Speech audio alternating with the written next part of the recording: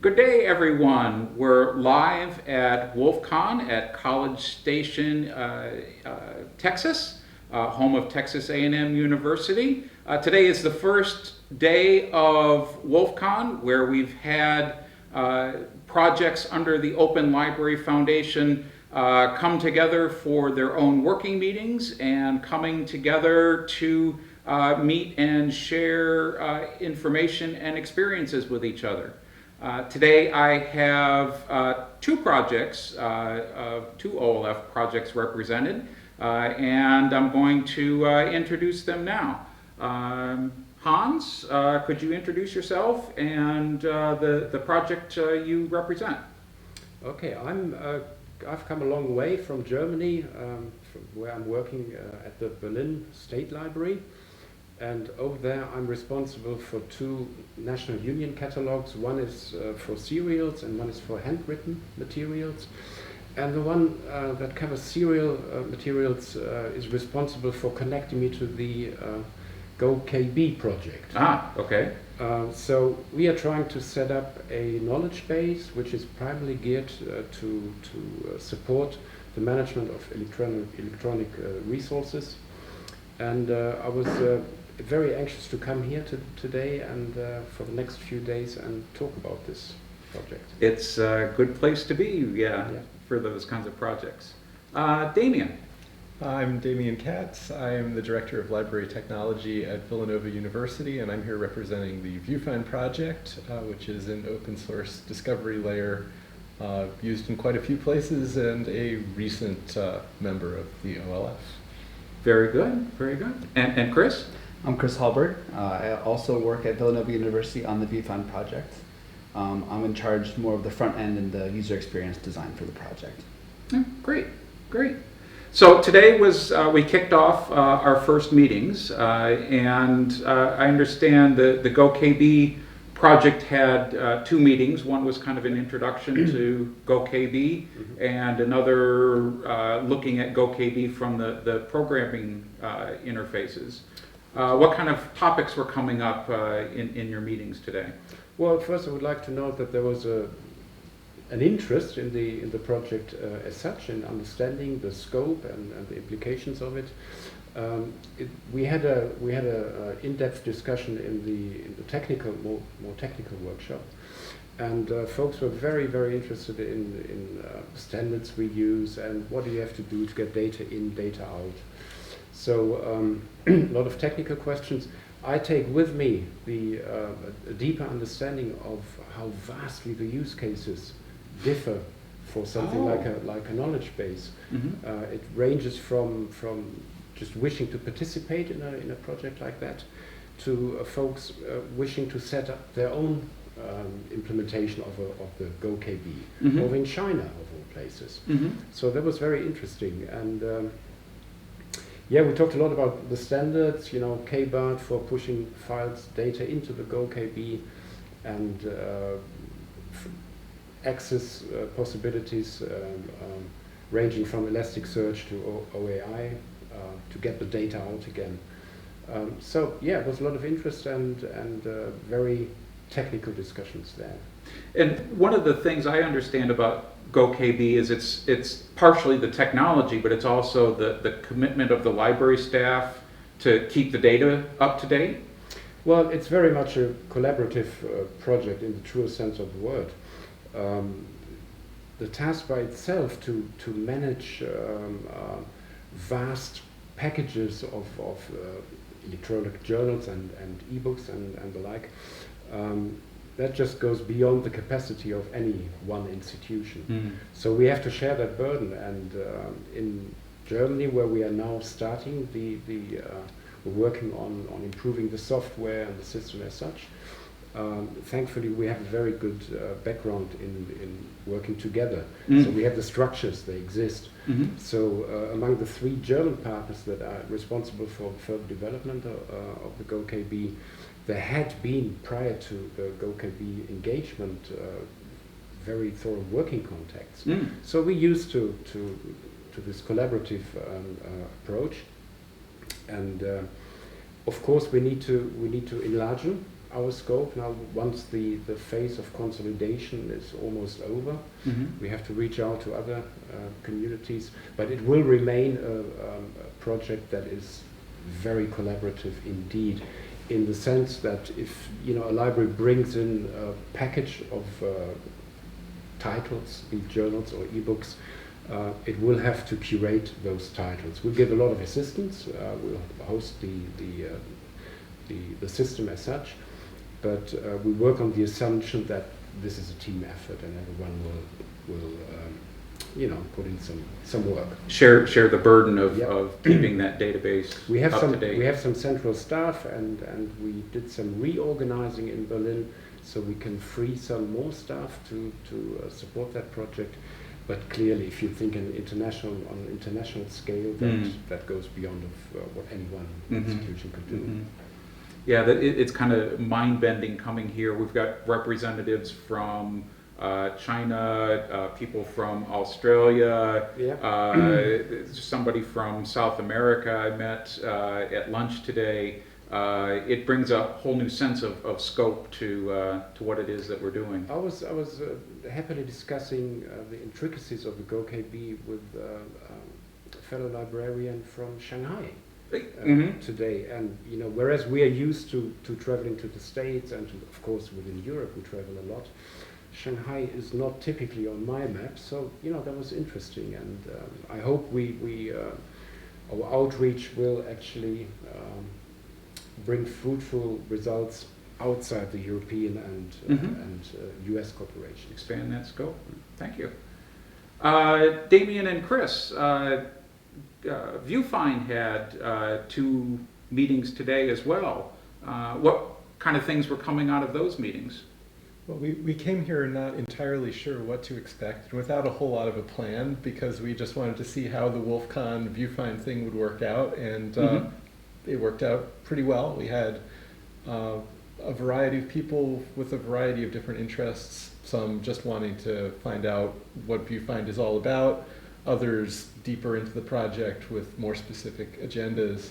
So we talked about a variety of things. Of course, integration between Folio and Viewfind is a topic that's on many people's minds, and so we discussed where that is and what some of the challenges could be.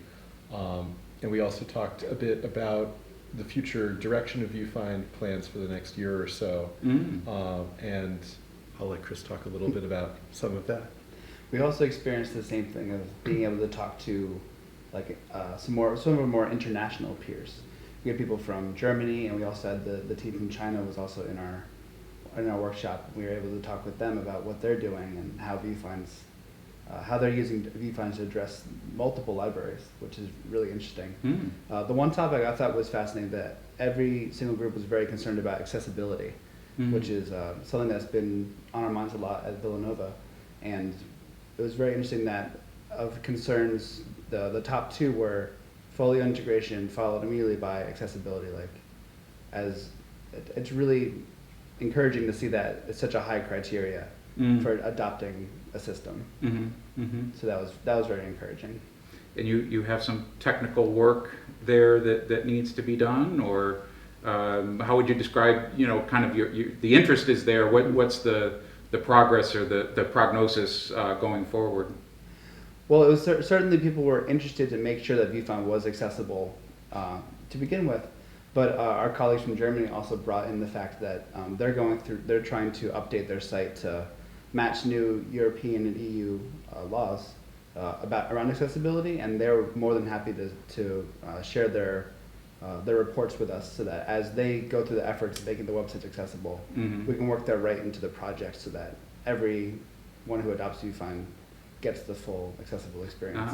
Good. So, and that's the kind of collaboration that's kind of moved Viewfind forward, since I've been part of the project. So, well, Viewfind as a project is, I was looking at your commit history, at least 11 years old, I think? Started in 2007, the 1.0 release was in 2010, so we've been around a while. Been around a while. And Viewfind has also had its own kind of user group meetings as well.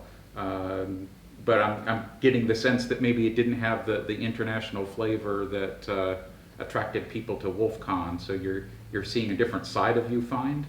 We've had some international participation in our events over the years, but there's basically more Viewfind use internationally than domestically, and so the German annual Viewfind Summit attracts 10 times as many people as the American one. So it was good to see some of the people that we usually see over video feed in the room with us. Okay. The convenience of the location of the German conference doesn't scare off some people, though. We have had guests from Nepal and Scandinavia come and join us at Villanova University, which was very exciting. So. Great, excellent. So one of the things that happened today was a keynote speech by Aviva, and that was recorded. We didn't live stream it, but it was recorded and will be posted later. But one of the things was she challenged open source projects to think beyond their natural boundaries, beyond their institutional boundaries, and she brought kind of a global flavor to that as well, thinking about open not as open Europe or open North America, but really challenged us, I think, to think about open, globally open.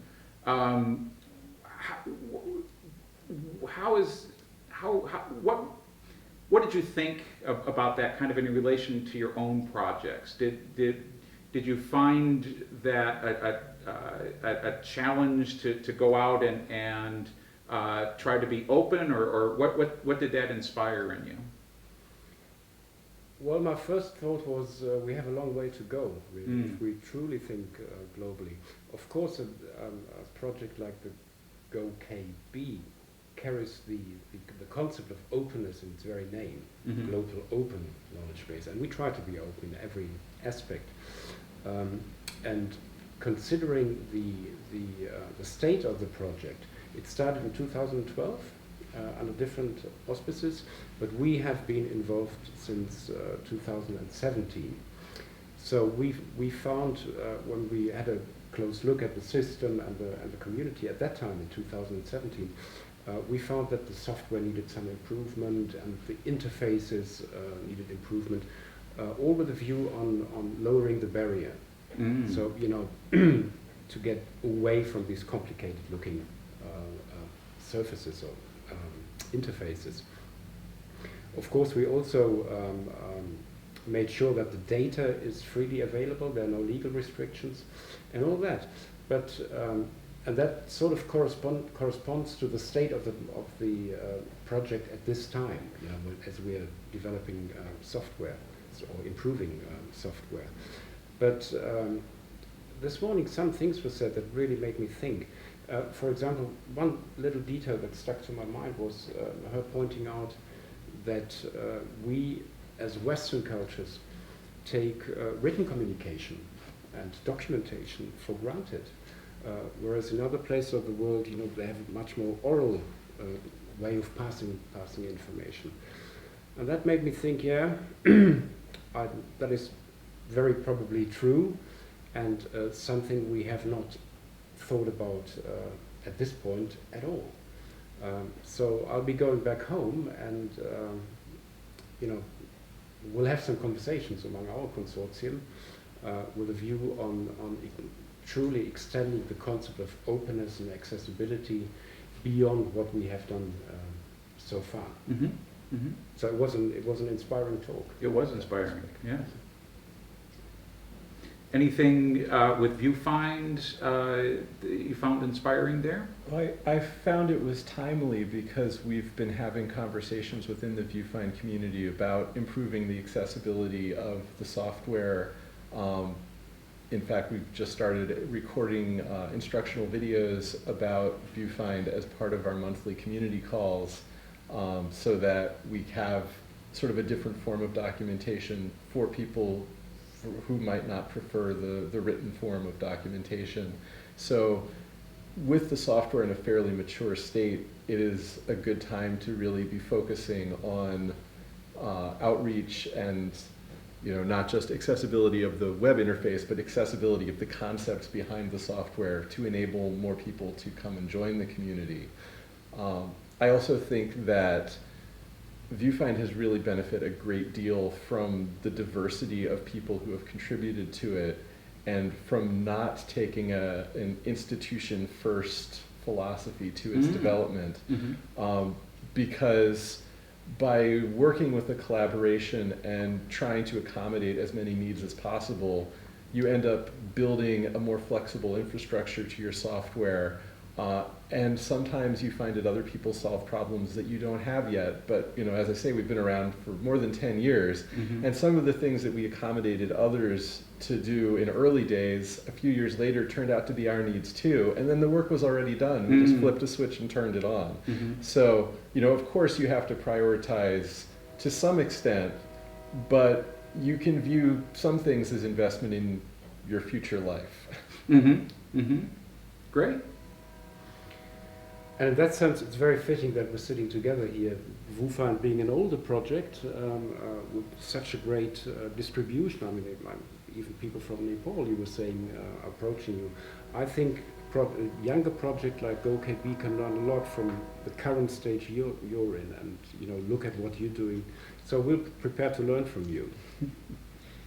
That sounds like a grand vision for the Open Library Foundation. I hear the train. We have been laughing about it all day. The conference center here at Texas A&M is right next to the train tracks, and it's something we've been working through all day. But we also have a reception to get to tonight, so I think it might be time to call it a close. Thank you for joining us at this WOLFcon, in the WOLFcon Den, live at 5. Be it 5 o'clock when you're watching this now, or whenever you're watching this in the future. We'll be doing the same thing at the same time tomorrow, where we'll have representatives from the Folio community and the Reshare community, and we'll be talking with them about what's happening in WOLFcon with them. Until then, thank you for joining us, and have a great rest of your day.